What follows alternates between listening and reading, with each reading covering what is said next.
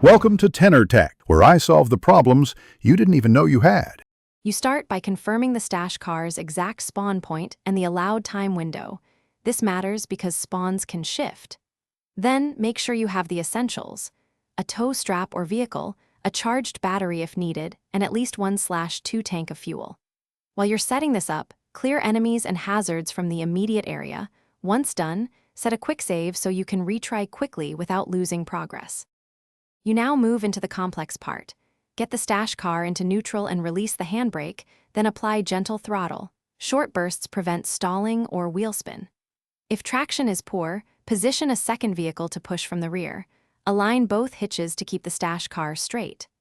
Monitor engine heat and body damage closely. If you see smoke or sparks, ease off and let it cool, because continuing will permanently disable the car. At the finish, you roll the stash car slowly toward a safe zone. Avoid steep inclines, rubble, and water. Once inside, drive directly to a garage for repairs. Make sure headlights, steering, and brakes respond before leaving. If the car gets stuck or won't fully engage, reverse 5 to 10 meters, realign the push vehicle, and try again. If that fails, reload your quick save and repeat the steps.